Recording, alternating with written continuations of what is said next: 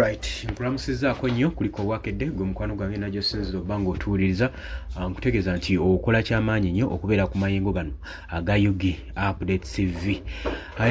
Mbebaza gyonna gye mututuusaako engalo mwenna bannankyukakyuka ba freedom fighter yonna gy'osinziza okuba ng'olwanirira okuteekawo enkyukakyuka mu ggwanga lyo Uganda. Gwe mukwano gwange nkutegeeza nti okola kyamaanyi nnyo ddala. Kakati UPDF, Uganda People's Defence Force, breaking the silent. Wetugamba oku breaking a silent kitegeeza nti nno ababadde basirise bavuddeyo mu kamooli ensonga webange basusseeko bavaayo ne bagyogerako kwe bayita oku breaking a silent. Kakati bamaze ebbanga nga basirise naye kyaddaaki bavuddeyo ensonga eno nga balaba balina ogyogerako. Lwaki olowooza balina ogyogerako? Ensonga ki ye gye twogerako? Jjukira nti UPDF, Uganda People's Defence Force, yavaayo n'erangirira nga weegenda okuwummuza abajaasi abasoba mu 1,300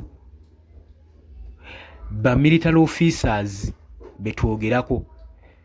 Si bano abali awo bakulutu, wabula ba military officers abalina zi attires, ba generali, ba major, ba brigadier, abo betwayogerako. Yasinga okukyaka ennyo ye General Peter Ereru, one tugenda kuba tumwogerako.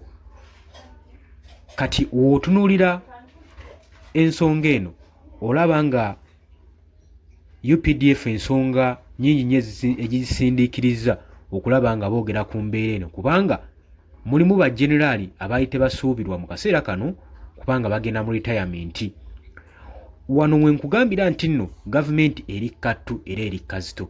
Weetegereze nnyo, bayinza okuba balangirira abajaasi nga 300, kati bayinza okulangirira 1,000 soldiers oba more than, but within only 3 targets, nga bayinamu targets 3 zibaagala okuwummuza, nga balaba zijja tteekawo omukugiro, zijja kukola nga obstacle mu kibalo kyabwe kibabala. Jjukira gavumenti eya Mwami Yoweri Kaguta Museveni kigambibwa mbu erina olukwe lw'okusikisa mutabani we Muhoozi Kainerugaba okujja ku ntebe Chief of Defence Force, era tulaba baamukuza okutuukawo okubeera nga Chief of Defence Force. Byajja mu bwangu nnyo obw'ekitalo, tebyayita nnyo mu mitendera olw'okuba yali alina okutuuka mangu ku ddaala eryo nga muzeeyi we Mwami Yoweri Kaguta Museveni tannapondooka. Kati simanyi byengezaako kusiigira obiraba. Kakati UPDF okuvaayo ku breaking a silent, ensonga eno etambudde nnyo ku social media ng'abantu bali so concerned ku nsonga eno nga bagyogerako era nga beebuuza motive eri emabega wa kino, okubanga ba generali ab'omugaso abandi badde mu kaseera kano nga ejje libeetaaga, ejje ly'eggwanga nga libeetaaga okubeerako kibongerako through motivation, skills, expertise.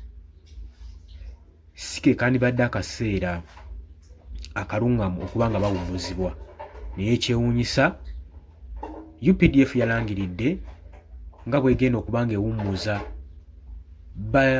ba generali abawera 531 ne bagenda ogenda mu retirement 531. Kati ekikwewuunyisa muno mulimu General Katumba Wamala, yuno yasinza okuba nga awuniikiriza eggwanga nti naye bamutadde ku list egenda okubeera ku retirement.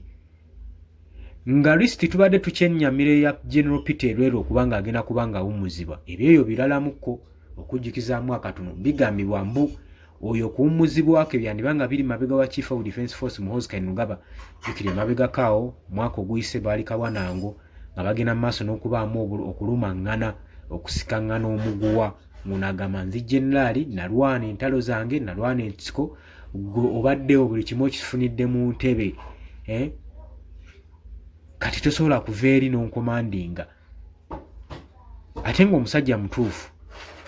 omuntu gwe bayimusizza obuyimusa ate ayagala bamwigulumize nnyo n'okusinga bano ababikoleredde, olaba nga waliwo ekitali kituufu mu ggye ly'eggwanga Uganda. Kakati bajenerali bano okubanga bagenda basazeewo okubanga bawummuzibwa, 531 kireetedde n'omwogezi w'amagye Felix Kulaije okola statement okugumya bannansi nti kino muleme kitwala wala, kubanga eno retirement eri nnomu nga retirement endala we zibeera, naye tebangayo retirement ekolebwa n'ebeeramu bajenerali ab'amaanyi we bati. Kati mulimu General Katumba Wamala, mulimu General Peter Lweru, mulimu ne Deputy Chief of Defence Force aliko Deputy Chief of Defence Force naye agenda kubanga awummuzibwa. Ngenda kubanga mbaleetera lisiti y'abajenerali ab'amaanyi abalina emirimu gye bakozeeko ku ggwanga lyattu Uganda, era abakoze nnyo abataddemu nnyo omukono ogw'amaanyi okulaba nga eggye erya Uganda People's Defence Force lituukaawo ku ddala we liri, okubanga ssaawa zino bagenda kubanga bawummuzibwa, watali wadde kwesikamu, watali wadde balowoozesaako kintu kirala kyonna, watali wadde kintu ky'amakulu kye babalowoozesaako kye bayinza okuddamu okukola mu UPDF Army nga bo. Naye bino byonna waaki bikolebwa ekinyusi wano we kiri. Bino byonna bijjidde mu kaseera ke kamu nga 2026 general elections etuuse. Mu kutya okungi okwaliwo mu 2021 ekibiina kino ekya National Unity Platform n'omukulembeze waakyo Robert Kyagulanyi Ssentamu amanyikiddwa nga Bobi Wine ge yayolesa amaanyi ge yayolesa okubanga afunza n'ateeka obweraliikirivu ku kibiina ku gavumenti okubanga batuka ku extent eyagala okubba obululu buno ne bugaana ne bulema ne bagala tujja kuyisaawo kipindalo.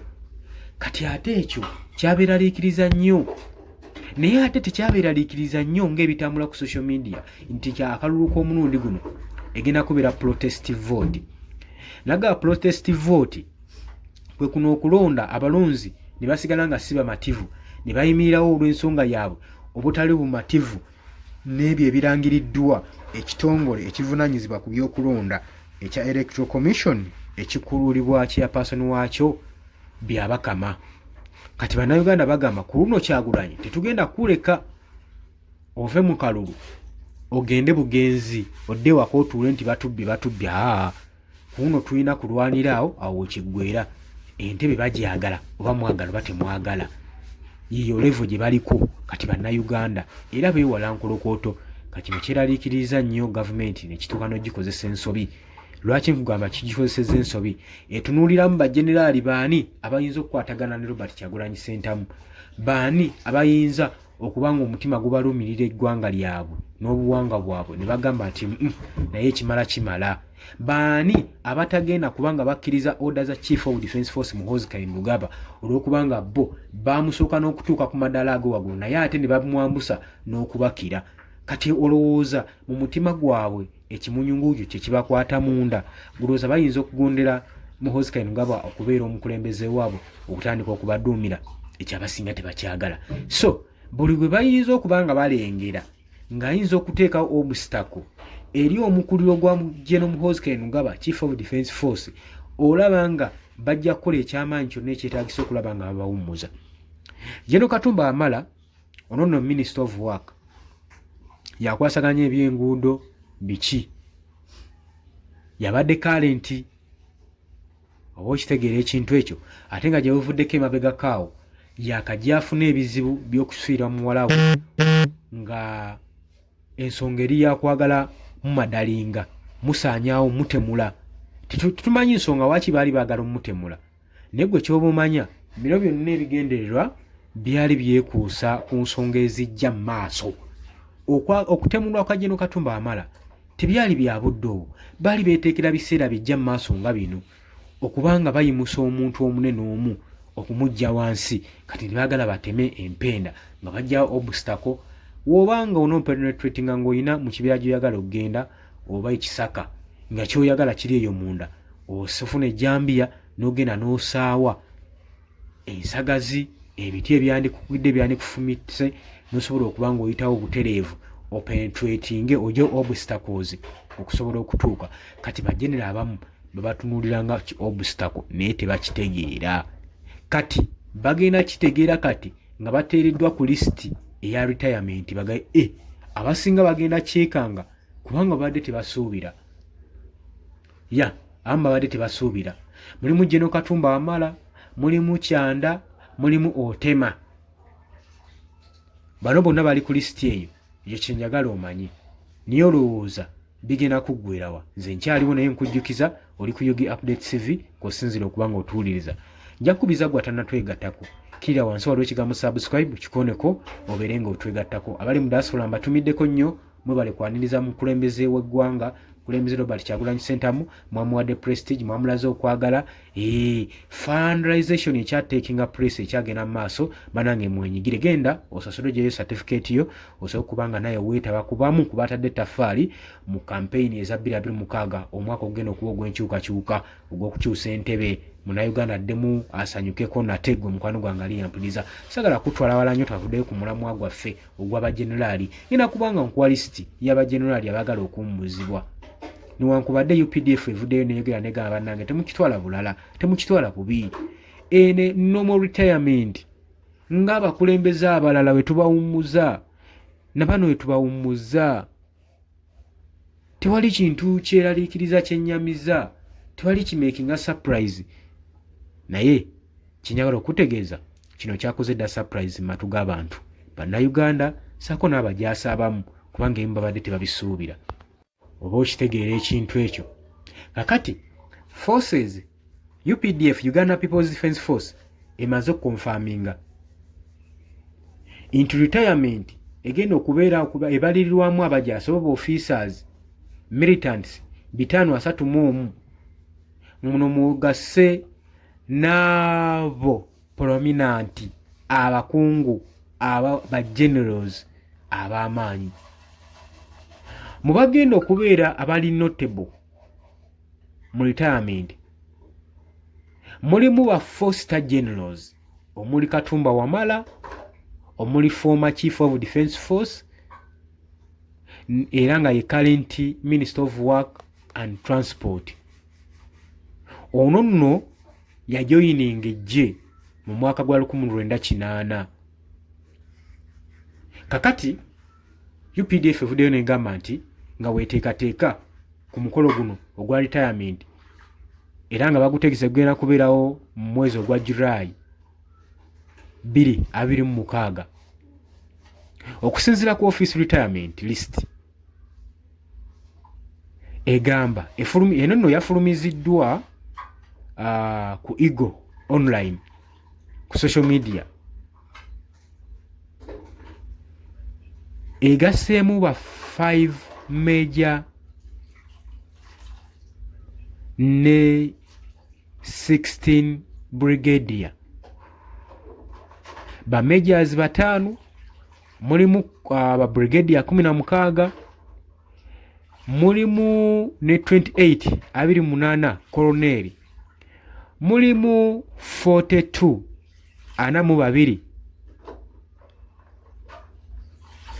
ba lieutenant general mulimu 183 183 ba majors omwo mwogattane ba captain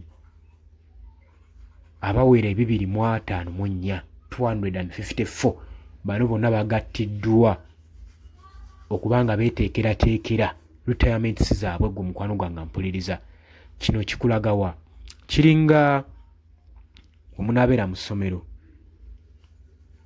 mulimu abasomesa ba science muli mu kibiina kya P7 abasomesa ba science abasomesa ab'amaanyi abamaafi mubadde mumanyidde mugenda olaba nga babagoba baleeta abasomesa abalala mulaba ebintu ebiba tebigatta bulungi mulaba ekigo we kibeera kubanga ono omusomesa omupya gwe bagenda oleeta aba tamanyi we muli tamanyi weakness yammwe tamanyi namaanyi gammwe we gali aba agenda bakonya bukonya kati so ne mu sekita eno eya UPDF nakyo weekito we kiri.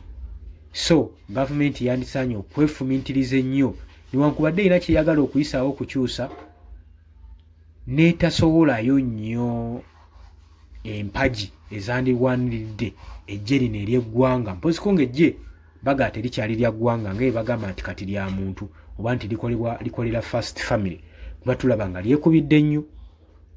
Ennaku zino tulaba eggye lyenyigidde nnyo mu byobufuzi ate ng'okusinziira ku Amendment Bill Act eya UPDF ekugira military officer yenna okwenyigira mu byobufuzi singa abanga akyali mu uniform era ng'emugamba oba oyagala okwenyigira mu byobufuzi okwesimbawo sooka retiringe resignatinga sula wali uniform then genda awenyigire mu byobufuzi kubanga eggye lirina kubeera neutral mu buwaayiro. Eggye lirina kubeera neutral nga lisavinga both sides eya gavumenti saako n'ey'opposition mwoteeka ne ba civilian obakuuma n'ebyabwe kubanga omuntu wa bulijjo gwe Munnayuganda ali eyampuliriza gwasasula omusaala gwa bano ogwo omusolo gwe bakuggyako gwe kugenda mu maaso n'okusasula abakozi nga bano.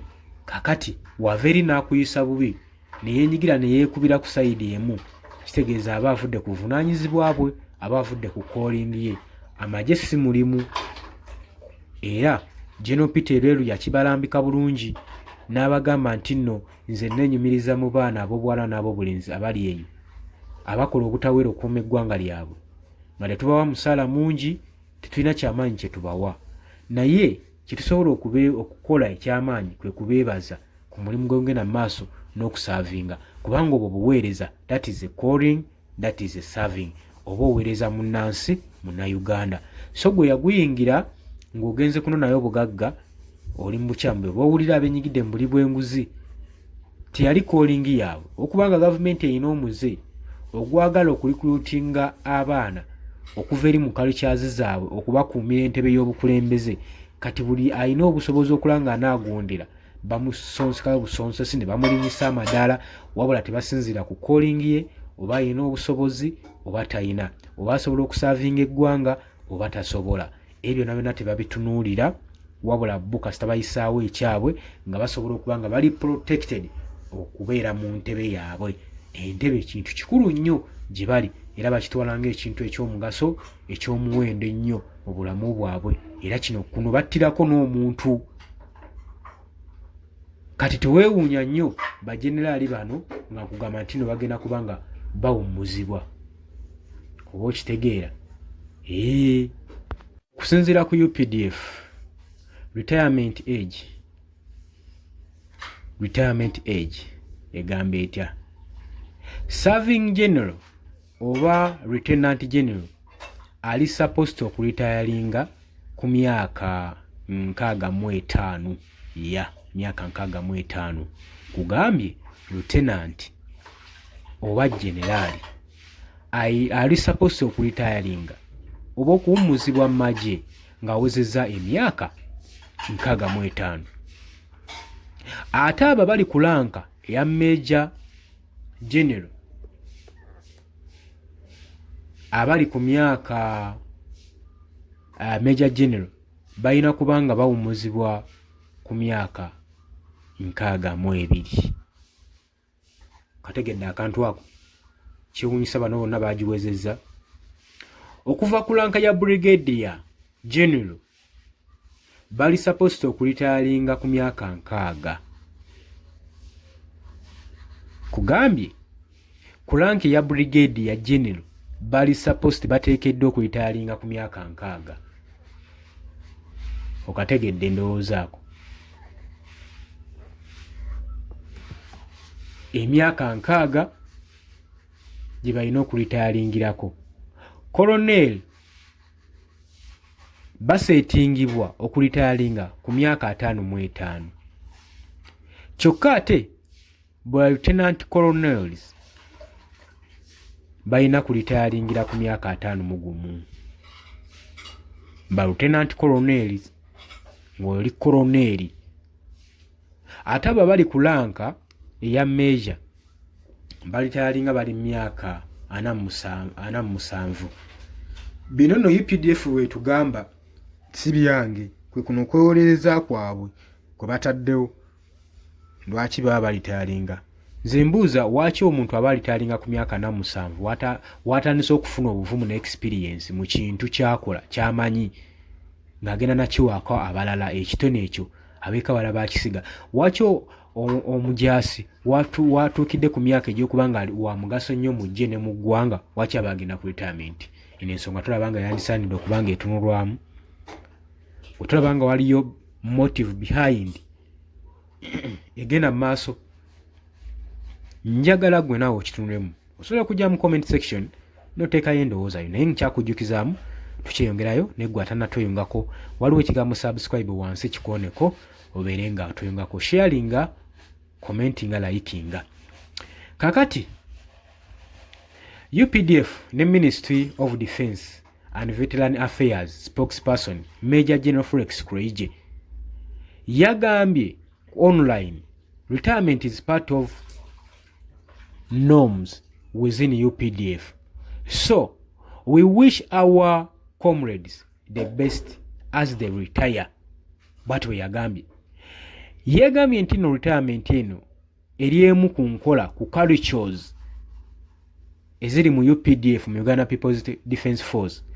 Kala yagaliza ba comrades bonna bagenda mu retirement okuwummuzibwa ebisingawo, wabula tebakitwala bubi, tebafuna kasajja ku mutima, kubanga kino ekigenda maaso kiri nnomo kintu kya bulijjo era tebalaba nsonga nnyo eri awo y'amaanyi, kintu kya bulijjo.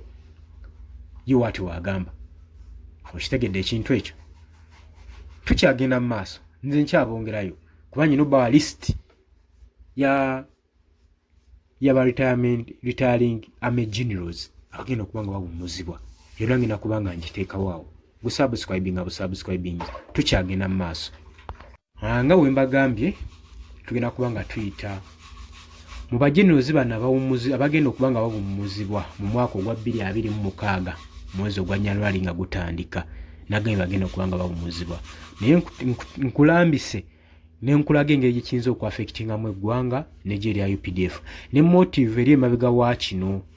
Abasajja bayinza okuba nga batidde protest vote, era mu bano bwe bayinza okuba nga beekengera, tumanya bayinza okuba bayagadde bajje obstacle eyinza okuba nga ebakugira, eyinza okuba nga ebalemesa. Kakati mulimu Edward Katumba Wamala, ono yasooka. Jjukira General Peter Lweru oye process ze twabibagamba dda, era mukimanyi kyagenda mu maaso newakubadde bangi bagamba kibadde tekisaanidde. Kati General Katumba Wamala ogenda kumpaawo kyoza asaanidde okuba nga awummuzibwa. Njagalo gye nga we mbagambye nti General Katumba Wamala y'omu ku bawuniikiriza amatu agenda okubeera nga awummuzibwa mu nsonga eno. Muno mulimu Lieutenant General Charles Awanya Otema, onaye y'omu ku bano 5 mu abagenda okubeera nga bawummuzibwa 531, ono naye y'omu ku abo. Mulimu Major General Godfrey Katisigazi tumusiime, ono naye ali omu ku abo bagenda okuwummuzibwa. Mulimu Major General Henry Indaru Bweine Masiko, ono naye agenda kuba nga awummuzibwa. Mulimu Major General Apollo Kasita Gowa, ono naye tagenda ddutumira mwana omukolo ogw'okuwummuzibwa gwa mwaka gujja 2026, omwaka gwe tugenda mu kalulu, simanyi kye beeteekerateekera. Mulimu Major General Leopold Kyanda. Akati gwe comrade ng'oli eyo, tegeera nti mukama we agenda kuba nga awummuzibwa, obadde omwesigamyeko nnyo nga vision ziri awo, onkusaasidde nnyo. Mulimu Major General Abel Kadiho. Mulimu Brigadier General Edison Muhanguzi, ono ye talutumidde mwana. Nagambye kino kiri atabaala. Mulimu Brigadier Bekunda Byesige Christ. Mulimu Brigadier General Washington Byarugaha mulimu Brigadier General Stephen Tumwesije Kashere naye agenda kubanga awummuzibwa, agenda kwetaba ku mukolo gwa 2026 mu January. Mulimu Brigadier General Tom Chikoyo Kabuye, mulimu Brigadier General Sam Omara. Bano nkugambye be bamu ku bagenda okuwummuzibwa ba high ranking officers. Abamu tebannaweza myaka 5 na 6 ne bagenda mu kuwummuzibwa, ate nga gye myaka omuntu yanteereddwa ali mu ofiisi ne bamutandika okumwebuuzaako naye ng'akyazaavinga within the army. Kati toyinza kuŋŋamba nti nno ono omwami ani ono mwerabidde, mwami ono ayayaana ennyo yani bagamba ng'erinnya lijjukidde, agenda maaso n'okwesimawo ng'ali myaka 8 bamukwatirira bukwatirizi. Oŋŋamba nti oyo asobola okuba nga akwatiridde constituency agenda saavinga ggwanga, kati ate ono lwaki oba omuwummuza? Kugaye mulimu Brigadier General Sam Omala, mulimu Brigadier General Fred Lugandya Akiki, onaye agenda kubanga awummuzibwa gwe mukwano gwange ali eyo ampuliriza. Oli kuyiga updates bitu kyagenda mu maaso n'okusoma list yaabo ba high ranking officers abagenda okubeera nga bawummuzibwa bateereddwa ku list era ne kifulumizibwa eggye erya Uganda People's Defence Force ku social media mu mwaba bajaasi 531 abamu ku bagenda okubanga bawummuzibwa. Mbeni mu kusomera mulimu Brigadier General Mike Samuel Kisame, Brigadier General Patrick Mwesije naye tagenda kubanga alekebwayo. Mulimu Brigadier General Fred Mwesije, mulimu Brigadier General Herbert Rengo Imbonye naye agenda kubanga awummuzibwa. Mulimu Brigadier General Simon Nicholas Okana naye agenda kubanga awummuzibwa. Mulimu Brigadier General Metland K Bitumbika, oyo naye agenda kubanga awummuzibwa gwe mukwano gwange ampuliriza. Mulimu Brigadier General Sil Mawa Muhindo agenda kubanga awummuzibwa. Kitegedde ekintu ekyo naye nagambye tetumanyi motives eri emabega wa kino. Mulimu General Brigadier General Charles Bakahumura naye agenda kubanga awummuzibwa mukwano gwange ampuliriza. Mulimu Brigadier General Charles Asimwe Kahangire agenda kubanga awummuzibwa. Eno retirement process following UPDF protocol. Eno nongerambiseemu phases eza retirement mu officers abasavinze mu kaseera kaabwe era n'abo abatuuse mu retirement age yaabwe newankubadde mulimu abatannatuuka. Kakati wandiyagadde okumanya ani General Katumba Wamala. General Katumba Wamala kunnyonnyodde ne nkugamba nti yayingira amagye oba yajoyininga mu 1980 gwe mwaka gwe yayingiramu amagye. Ono nno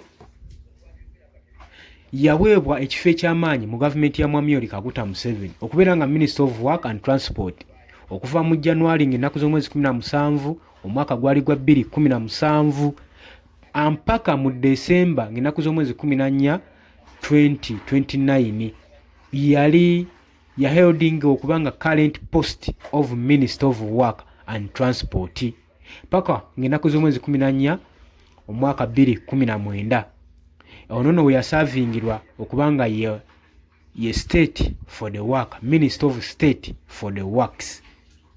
Okitegedde nkugambye yasavinga okubanga yali Minister of Work and Transport okuva mu January ng'ennaku z'omwezi 17 omwaka gwa 2017 paka nga December ow'omwaka 2019 ng'ennaku z'omwezi 14 awo no yava n'afuubibwa ddala okubeera Minister of States for the Works.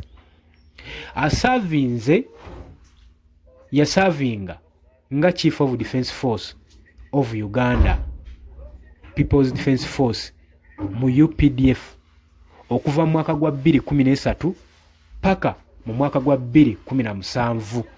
Lwaki tumwogerako? Kubanga y'omu omutwe omukulu ogwatuleetesezza emboozi eno ku bagenerali abagenda okubanga bawummuzibwa ku Foster Generals. Yaliko Command of Land Force okuva mu mwaka gwa 2005 paka mu gwa 2013. Era yasavingako nga Inspector General of Police IGP of the Uganda People's Force. Uganda Police Force yasavingako nga IGP, Inspector General of Police, okuva mu mwaka gwa 2021 paka 2025. Twogera ku General Katumba Wamala. Katumba Wamala yazaalibwa ng'ennaku z'omwezi 19 mu mwezi ogwa Novemba, omwezi ogw'e11 mu mwaka 1956. Yazaalibwa Bweza, Kalangala District. Tuli ku General Katumba Wamala. Bannange sharinga likinga. Gwatannatweyungako kirira wansi waliwo ekigambo subscribe kikoneko obeerenga naawe otweyungako ddala bulungi nnyo gwe mukwano gwange ali eyo. Yafuna certificate in agriculture ne bachelor mu arts degree okuva mu Nkumba University mu International Relations and Development and Diplomacy. Era teyakoma okwo, yagattako Master of Science degree in Strategic Leadership okuva mu United States of America College. Tuli mu kwogera ku General Katumba Wamala. Oba okitegeera. Kutegeeza nti gwatannatweyungako kirirako wansi awo waliwo ekigambo subscribe kikoneko obeerenga naawe otweyungako. Ayina kye bayita military qualifications okuva mu military schools, okuva mu Uganda Military Academy, mu Tanzania Military Academy, Military Academy okuva mu Soviet Union, mu Nigeria Command and Staff College, United States Army Command and General Staff College, era United States Army War College mu October 2023 mwe yagifunira. Era yawadingibwa, yasiimibwa n'awonalingibwa Doctor of Letters okuva mu Nkumba University in recognition okuva mu contribution ku community, mu community ye kweje emirimu gye yali akoze mu nsi ye saako ne mu humanity. Katumba Wamala, General Katumba Wamala yali omu ku ba officers mu Uganda National Liberation Army UNRA,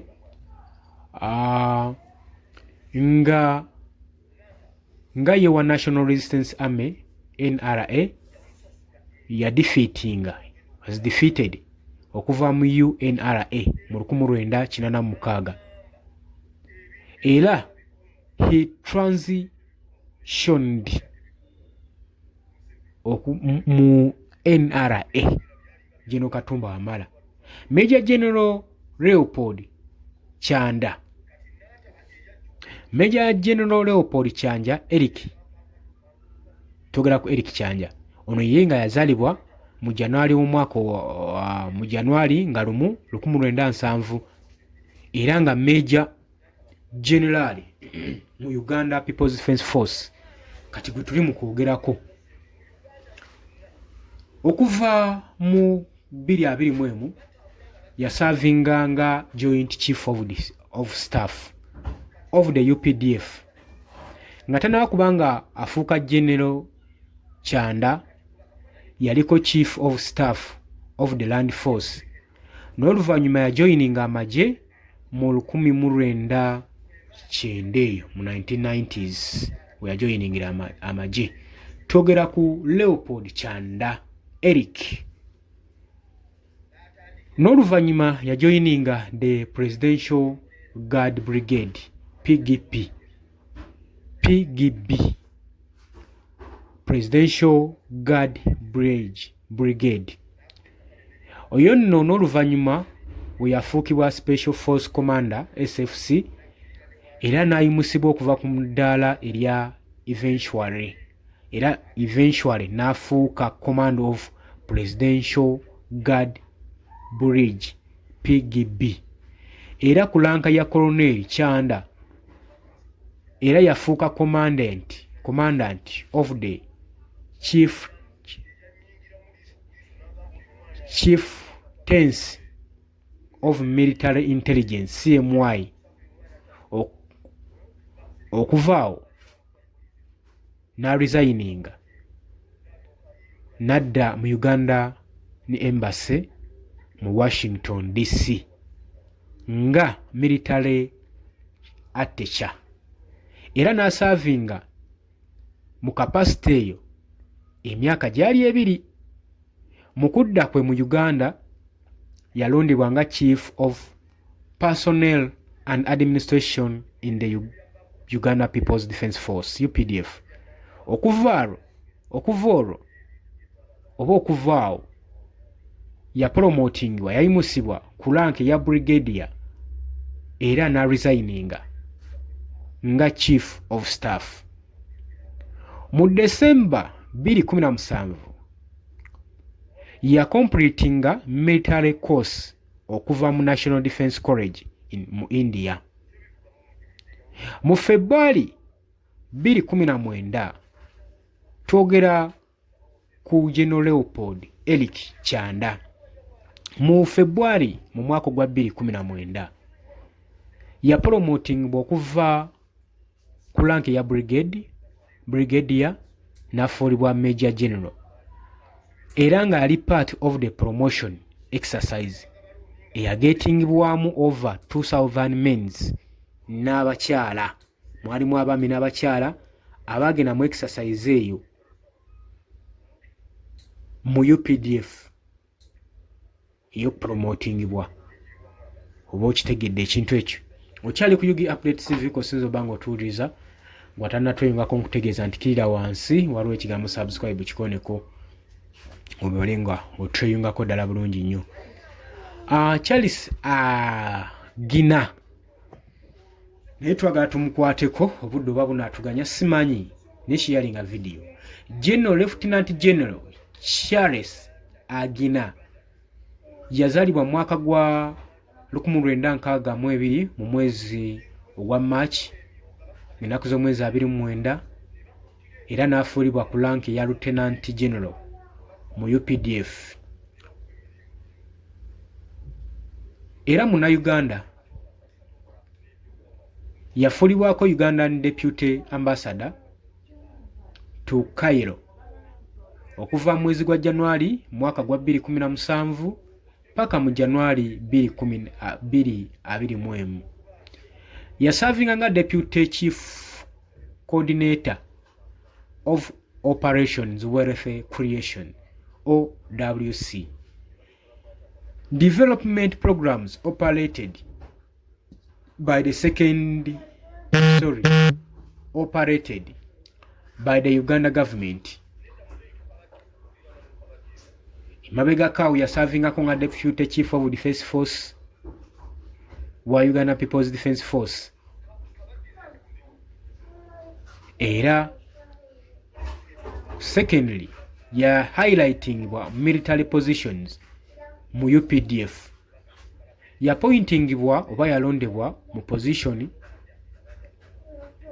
mu May mwaka gwa 2013 ngali pressinga General Ivan Koleta eyalondebwa nga ambassador. Yali alina kusavinga nga intelligence officer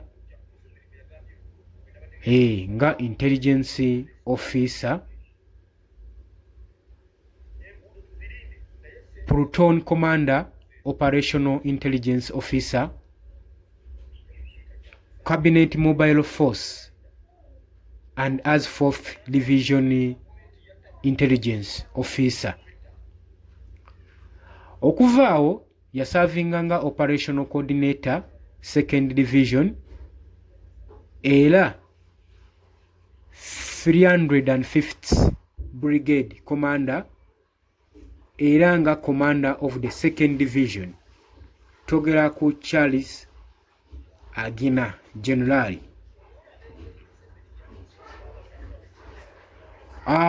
Mu Ituri conflicts ezali mu Democratic Republic of Congo gitwogerako, Agina yaservinga nga sector command of the Ituri region mu Democratic Republic of Congo DRC. Yafukiwa command of Bash Sakusu okuva mu operation eyo. During that operation we agenda ngeri safe haven, yibaita safe haven operation in Democratic Republic of Congo. Tuli mu bamenyeramu kubamu kuba commanders abagenda okubanga bawumuzibwa ba high ranking officers. Okuvoro yaservinga nga military advisor mu Tanzania era naservinga nga transferringibwa nga ambassador of Uganda mu Washington DC era nga military atecha era yappointingibwa ati nno Lieutenant General Agina yajoininga UPDF mu 1983 na followinga 1 year officer candidate course era yali commissioned mu 1985 he was commissioned in 1985 mu 1985. Agina kigambibwa nti yajoininga UPDF Uganda People's Defence Force okuva mu Uganda People's Army. Yatendinga oba yenyigira nnyo mu military courses omuli National Defence Course China mu 1998, omuli Command and General Staff Course CGSC mu United States of America mu 2000 awo nga zakawera. Course on Military and Media in Democracy ku University of Kansas mu mwaka gwa 2000.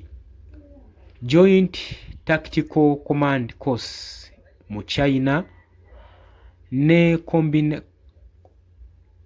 Combined Proton Commander Course mu North Korea.